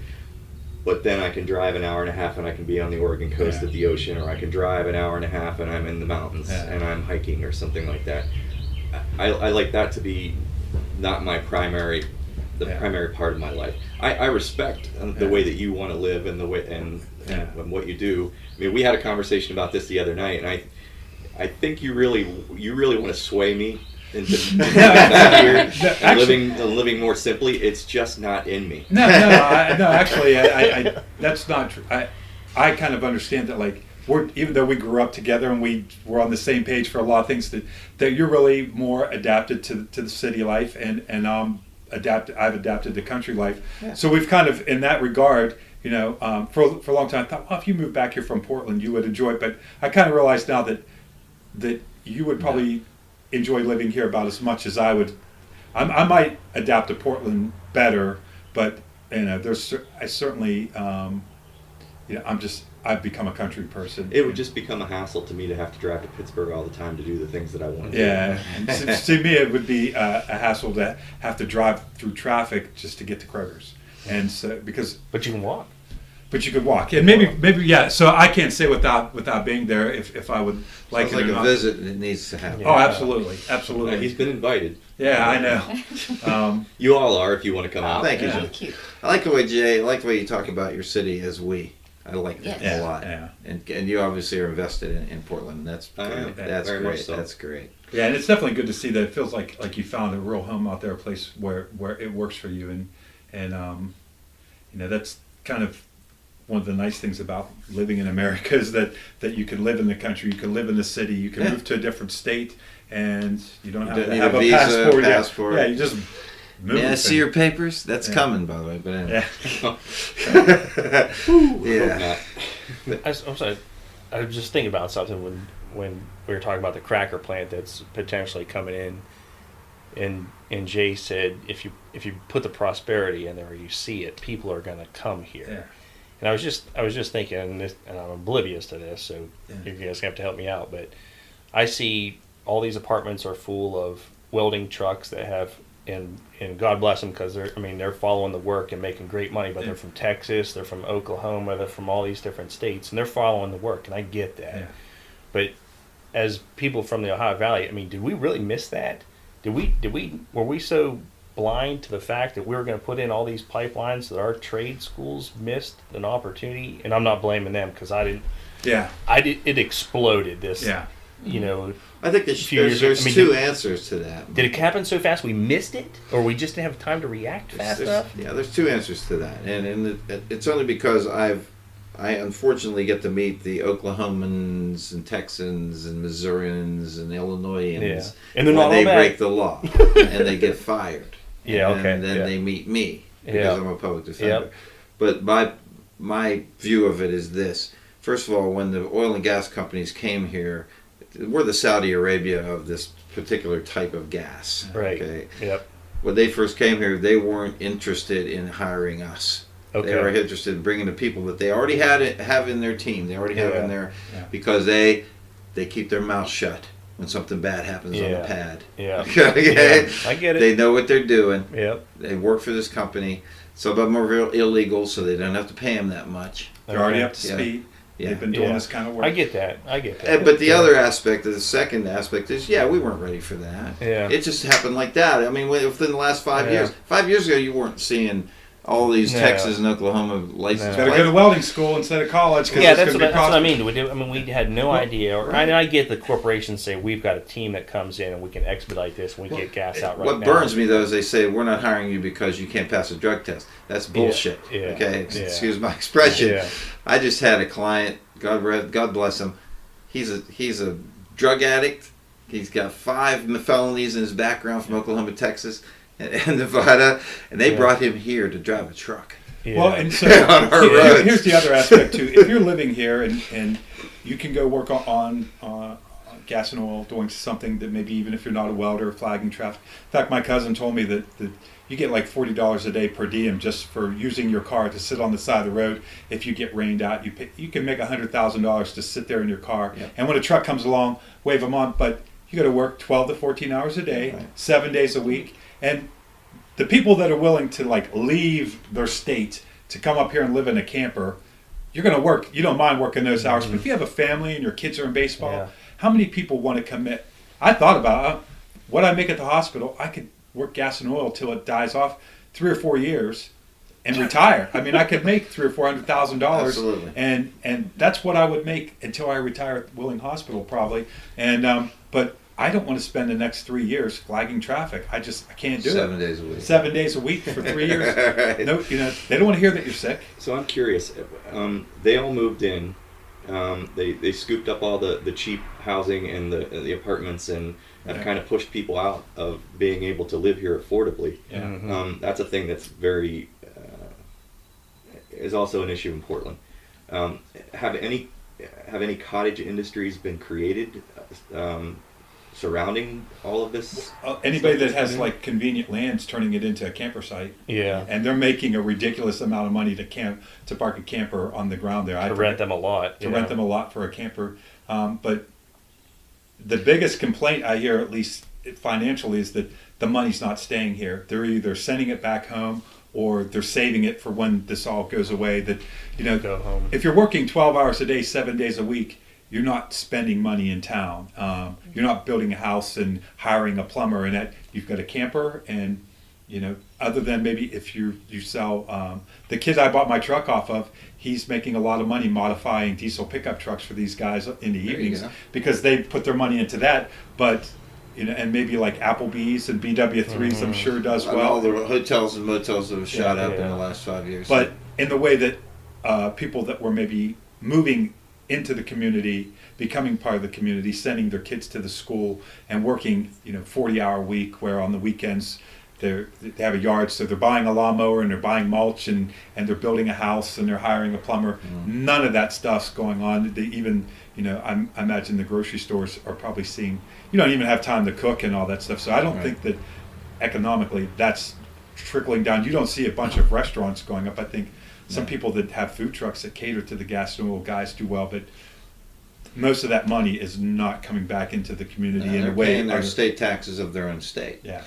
I play in bars a lot, and I see these guys come in. They're eating in the bars and the smaller restaurants, and they live in these Palestinian work camps. All these trailers. Yeah. I mean, and they don't mind because they're making, like you said, a lot of money. And they don't have time. When they do have a day off, I hear a lot So- of times they go up to Pittsburgh or they go back home.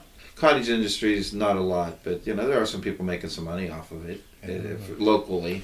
On the other hand, there is kind of a bohemian movement of people that are starting these little cottage businesses. The McKinleys, where she does her dress patterns and she sells those online, and Bennett's a photographer, and Ezra Hamilton's a professional musician that he just plays locally, and that's what I would like to see for Willing to be the thing where That's one of the things that I love about here is I think that the cost of living and the cost of housing used to be. when it used to be cheap, it allowed you to be an artist Yeah. or to create Yeah. your own Yeah. your own business Yeah. like that. if you live in a place like I do where the rents are high, you kind of can't. I mean, that's your hobby. It's your hobby until you're starting to make so much money at it that it's not your hobby anymore. It can't be your primary source of income. And I've had a lot of people on the podcast and just a lot of friends of mine that they have their own little home-based business that they're able to do pretty well at it here. And if for no other reason than they're the only one that's doing that one thing. So there's not room for 10 of them. There's a very eclectic nature to the culture. I know my friend Samantha said, she's got a little knitting club. And so if you're interested in things, there's usually a couple people doing it. I got my little film crew, and there's not a million people doing a million things, but there's a little bit of everything, and that is kind of nice. And we've got a nice music scene. We have a very lively live music and scene. We don't have a lot of everything, but we do have a nice diversity. And I think one thing nice about Wheeling, we're kind of joking around about Portland, the handlebar mustaches and that.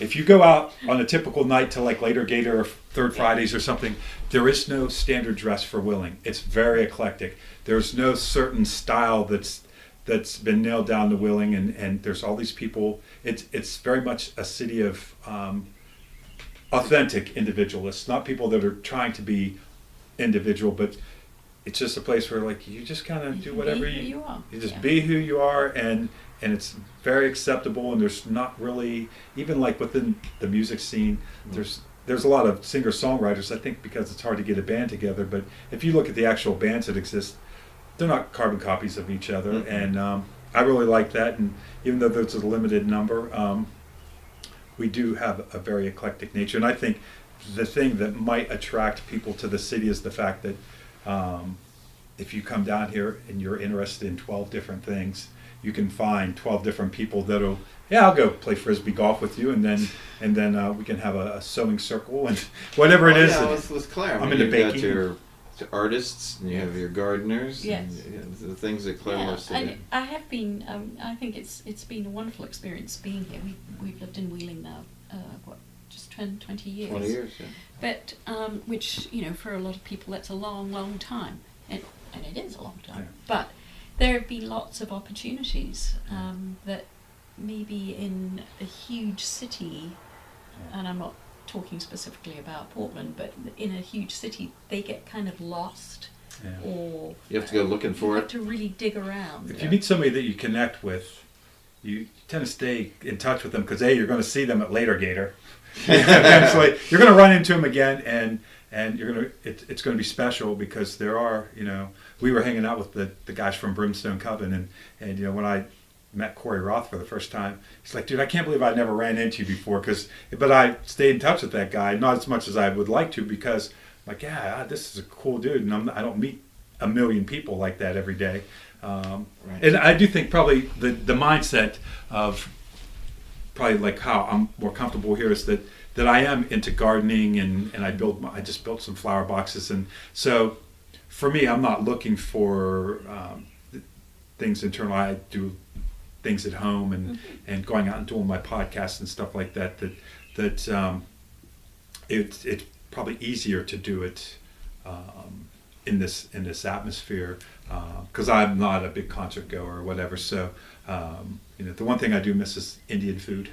And you got to drive to Pittsburgh for that. I'm right with you there. And so I guess for me it's okay to drive to Pittsburgh because proper curry. That's right. Yeah, the number of times that there's something that I really miss is if I make it up there once a month, it probably satisfies my urges, and so They've been trying to find I don't know if a chain, but an Indian restaurant for the Highlands. I hope they find that. I hope they find it. It would kill. Dr. Chakavalu tried to talk his wife into opening an Indian restaurant. Really? And she's like, no, that one's... It's a lot of work, 60 man. years old, I like to cook. Right. That's a lot of work, believe me. So there, for me, it works well. To make a podcast, it's easy for me to book guests because I think there are a few other local podcasts, but not a lot of them. So and usually it's younger people having the podcast. Yeah. I mean, not to say that you're old. Well, yeah, it is, and like independent films, I can I'm the independent films guy. Well, that's because even though there are other people, there's not a lot of other people doing films. Of course, Don Mew and those guys are. And you guys, join forces, which is even better. And it's kind of, I like being able to be the big fish in a small pond, I guess. And I think if I was wanting to make films in Portland, I would be holding a boom because there's so many other people that would be so far ahead of me, or in any other city. In Pittsburgh, I went up there, and when I'm talking to people, they're like, "You write and direct," and I'm like, "Yeah, well, you kind of have to do everything." And they're like, "Yeah, I've been trying to get. I got a script. As soon as I get $10,000, I can get it made because you're not going to get people to volunteer 6 weekends in a row to work on a film in Pittsburgh because there's just too much money going on up there." So I think you can make a living. Yeah. I think it's great that Ezra can make a living playing music around here, and he goes up to Pittsburgh, I think, occasionally. But Ez is a very talented man, and he surrounds himself with talented musicians, and he writes very modern pop music, and he works very hard. He's got a very signature voice, and he knows I love him if he hears this. Yeah. But he is unique because he can make his living on music. I think of my friend Rick Wachowski out of Weirton, who's in Crack the Sky, and he was with B.E. Taylor all those years, and he's won an Emmy and an Academy Award. And he lives in Weirton. Yeah. But he's a talented man. He's got his own recording studio, and God bless him, he just stuck with it, you know. And I can't believe he won an Academy Award, but he can't believe it either. But he wrote the music for I guess it was a documentary. Well, and he won the Academy Award for it. He played last night with Melody. I can't remember the name. Long hair. Somebody local? Yeah, local. He's had his songs featured on Justified and some of them other shows. I cannot remember. Mike Eifright? No. No. Think about long-haired guys. I can't remember the guy's name. That's all right, but we've got him around here, man. So a little bit of success like that, and I mean, we saw Brimstone Coven, and they're outstanding. I mean, there's the number of Aaron Yeager photography, outstanding. Right. Ali Bonomo, and her photography, and just some people that are really performing on an exceptionally high level. We're not dissing everybody that's doing photography and things like that. Yeah, we just didn't say their names. Rebecca Kiger, for example. But just the people that I've been able to meet, and so it is nice to see that in right here in the Ohio Valley that there are some. Well, Corey Eller. Oh yeah. This guy. Fantastic. Wait till that podcast comes out, and the pictures of the guitar that he showed. Luthier, I guess you call him. Yeah. That guitar was. I can't believe that a guy built that at his house. Yeah. He and Robert Durst put their minds together. Robert's out of Fallensby, and they do design together and stuff. Both fabulous guitar players too, by the way. So it's. I think that's probably the spirit of around here is that idea of small, and success is being able to make a living and not necessarily being uber wealthy and well, plus it's the cooperative aspect. I have a gig. Something happens in the family. I got 5 guys I can call right now, and they'll take the gig. Yeah, it's and I'm okay with that. I'm not losing the gig. Don Mew. You make films, so do we. Hey, why don't you come over? It's about Christmas time. We'll all get together and just hang out. By the end of that meeting, we're like, well, we should work on a film together. So that winter we did I'd Kill for a Smoke, and those guys and my guys all got together and we filmed my film, and then he had a film and I acted in it a little bit. And you have strengths and they had strengths, and you joined them. Yeah, and there's no spirit of like competition or anything. And it's fun, man. You guys are doing movies. I got to be in a zombie movie. Yeah, and you got to be in Pancakes. Yeah, and I got to be in Pancakes, which is yet to come out, but we're working on that. But yeah, Pancakes, fantastic film. It'll be fun, man. But at the end of the day, it's a cooperative effort as well. It really is. That's why we love living here, and the arts are just so good. I mean, Portland's like ridiculous with the arts, bang, but you're in a little small town like this, and you don't expect a symphony orchestra or a hockey team, Well, and I like that there's not a lot of haters as far as if you're successful, people are generally pretty happy for you, and they don't see that your success is somehow taking away from their success. Okay. And I mean, I only know from here and from other cities I lived in, but I know when we lived in Dayton, there's a little bit when a band would do well, people would start to hate on them a little bit, and you get that, That's crazy. I think that's pretty much the same everywhere. I Yeah. mean, we have a band in Portland called the Dandy Warhols, and I used to love them when I lived in Chicago, but Yeah. it's kind of passe. Yeah. I mean, it's I really like not. Dandy it's- Warhol. That's a great name. It's looked down upon to kind of dig that band in, Yeah. in the city that you live in. Yeah. See. And I found out after the fact it's because the front guy is a real asshole. Oh, okay. Yeah. He's kind of burned his Guys are bridges. often like that. Yeah, it sounds familiar. See, like, I think if That's why I don't do bands. By the way. when Mike had his new album coming out and Josh had his new album come out, they Right. did a record release together Right. because they knew that if people are into local music, it's good for both of them, and they're not in competition. If I hear someone else is doing a podcast around there, I'm like, that's great. I'd like people to get really into local podcast and make that part of if they're podcast listeners to. I don't think it's. Maybe they'll find something. Maybe I'll lose some listeners from that, but in general, I think that. It's become a tradition, or what do you call it, a habit or a avocation. My son, that has never come down from upstairs, he has 3 podcasts he listens to religiously. It's Tuesday at 3:00. We know where David is. Yeah, as He's soon as it comes he's got out. his ears on. He's listening to the podcast. It's usually about Dungeons and Dragons or Yeah. Star Wars. It's something that he's really into. But he's in there every week, and it's become a tradition, and that's what you want for this type of medium. Well, I think. And I think the fact that you can do, I was telling Jay that there's a podcast called The Pot of Thunder where they break down a different Kiss song every week. Now, you're never going to get like a big corporation. There's a niche right there. But there's also, you have access to, I don't know how many people have the internet, but let's say 3 billion people have the internet. So you can get 10,000 listeners throughout the world that are Yeah. Kiss fans, or even 200. And so you can do an archery podcast. I keep telling Mike all the time that they should do a falconry podcast.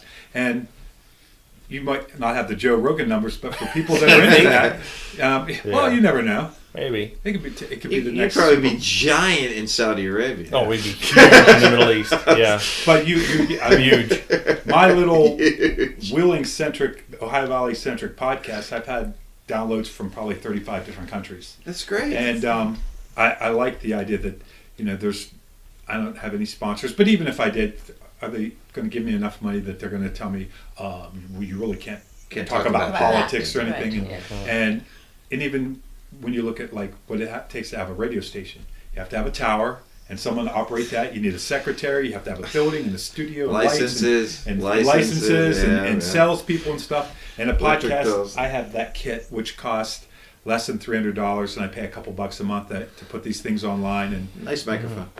yeah, they're not bad.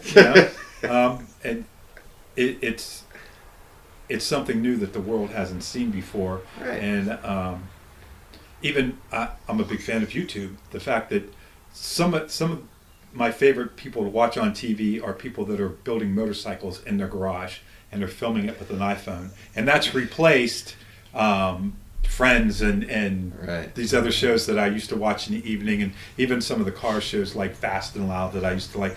That since I canceled my cable, I can't really watch those shows anyhow. But I've just replaced them with, and to me, since I watch it over on my big TV, it's like any other TV show. And if I met him in person, even though it's some guy with 1,000 subscribers, if I met him in person, that'd be like I was meeting some TV star. It's a 'Cause for me- celebrity, yeah. And Corey actually is going to start a YouTube channel, Good. and I think that'll be Oh, yeah. awesome. Watch him build a guitar. Yeah. Yeah, that would be very cool. A friend of mine, David Zielinski, David Z, has a podcast called Midnight Scario. Oh, nice. And he does the odd and the scary and the aliens I love those. and that Yeah. sort of stuff. These And, are local? Yeah, he's from Weirton. Yes. Look at it. It's called Midnight Scario. We could do SCARIO. it across. And he's fun, man. He'll bring in like the weirdest guys just to talk about their beliefs in aliens and blah blah blah, and he'll do other stuff too. But he puts our we do radio programs. He's looking at Midnight Scario. No, I'm making a note. Okay. I could see To me and look Mike. up. Maybe I should say. And he also hey, we do I'm in a part of a troupe that does old radio broadcasts. I love that. And yes, and that all comes from Weirton, up that way. But And he puts those shows on Midnight Scario as well because he's part of that troupe. And And how hard would it would be really hard to get like a big network to say, hey, we want to do some old time radio shows. Well, what's the advertising revenue from that? And and where we're going to get the money for it? Is it Bible? And so I like that. Josh Taylor pointed out that as a musician, if he has 10,000 people that really like his music, and 1,000 of them that buy every CD and come to the shows when he's in town and stuff like that, you can make a decent average income. You're not going to be Tommy Lee where you tear down a mansion to park your Lamborghinis. But you can make a living as a musician, and I think that's kind of the new standard for success, where you're not looking for that record contract. You're not looking for, I need my show to get picked up by this big corporation. That I'm just making enough money to make what I would be making at a regular job. And so far the podcast hasn't been, but then I haven't tried to monetize it. I don't know if you want to give me money to do this, Facebook, just hit me up with a private message. I'll literally take anything. Just don't tell him what to say. Yeah, I'm going to say, I'm not going to lie or anything. But so that's what's great, and then we're talking about the different stuff. I'm on boards of directors, and I do like radio shows and act at the town gate and do music. Meanwhile, I'm a criminal defense attorney. And you don't have to watch TV. Yeah, you have no time. It's great. I love it. And this 18-year-old son of ours upstairs, he's a full-time job as well. So. And you see more and more the kind of the jack of all trades people that kind of eclectic interest and stuff like that. I used to think that I was special because I'm a firefighter and gardener and motorcycle. Special. But there's a lot of people that are that like Mr. Rogers. Very, I'm sorry. Yeah. No, that guy was incredible. Claire, with all of her talents, and we got falconry and making sure roads are put in the right places with Michael. So that the environment isn't totally destroyed, and we had guy working to make sure kids have a place to sit for school and with decent it's wonderful, this group of people just in and among ourselves, all of the different aspects of what you can do and be. Big cities, small rural areas, and middle in between. Now, where do you live, Michael? I live in St. Clairsville. St. Clairsville, okay. It's a neat town. The armpit of the Ohio. No, I'm kidding. That's I love St. Clairsville. One of my favorite saints is St. Clairsville. That's right. Yeah. She was a good she Saint Clair. Yeah. Well, I think you have to just kind of tie into what Bob was just saying. If people would just sit down and talk to each other. Yeah. Everyone's pretty interesting. Yeah. Deep down, everybody's a good person. Just drop the extremist ideas, and it's so much fun to sit down and just listen to someone talk about where they're from, Claire's experiences coming here and things like that. Listen to Bob's podcast about him going to the Peace Corps and what Jay's doing in Portland, and learn about Portland. Just sit down and listen to people. Just listen. Everybody definitely has a story to tell, and and be respectful. Yeah. Just like Joe Rogan had a podcast with me, and we talked about this once. He said, "Just be nice. Just be nice. Just be nice. Just listen. Be nice." Or be an asshole. Yeah. Make more money no being middle ground. I ran into that seems to be what's happening. You make more money being an asshole. I ran into a guy one time down at one of the street festivals, and he goes, "Hey man, you have a podcast? I heard about it." He goes, "I'd like to come on and talk about how bad this city sucks and everything." And I'm like, whoa.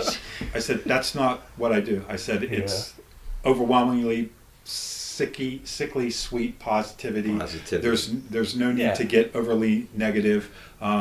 That's not what I'm about. If you want to go and complain about things, start a Facebook page or your own podcast, because and I understand that this guy at the time was going through a divorce, and he had a lot of angst, which is understandable. But there's plenty of places for negativity, and even though we kind of talked about things, I think even when talking about like legalization of drugs and that we have a different opinion, I don't think that we were overly negative. And something that I heard a long time ago was that always be for something positive, even if it's so instead of being against hunger, be for feeding people.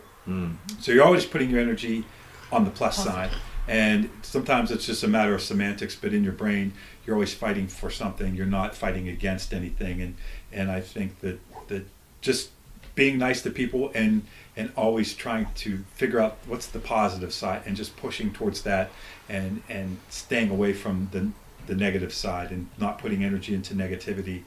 It's helpful, and I fail at that every single day, but at least I strive for it pretty much every day. And I don't know, I'm still trying to figure it out. Being positive makes sense. Yeah. We're all bozos on this bus, and we eventually will pass. And while we're here, why are we focusing on the negative? Yeah. Why do that? It only makes you miserable. Yeah.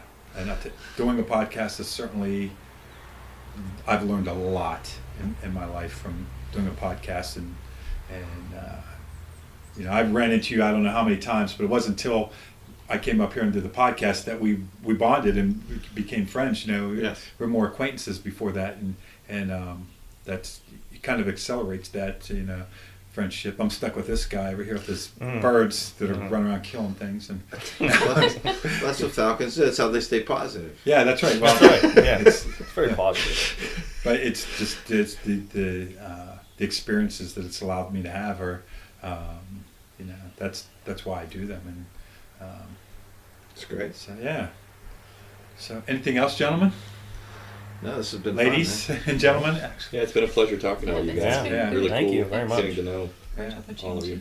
It's fun, man. We still got some stuff to eat, though, so we should get out of this podcast. Yeah, we're gonna end the podcast. I'm looking at that crusty end of that because let me tell you, that's the flakiest, delicious quiche. I don't know. I've had too many quiches, but that's one. I keep staring at that end piece, and I'm like, nobody better take it. That's yours. It's kind of like DeCarlo's, I always Oh, like yeah. I like the end. Everybody wants the crust. Right, basically. right. Well, thanks guys for and ladies for being on the podcast and for the wonderful food. And I think that so far I think the concept of coffee and conversation, I hope they all go as well as this, and we get to do more of them, and you guys come back on. And I've been told that my closing line is not that great, but I'm going to do it anyhow. Until the next time, see ya.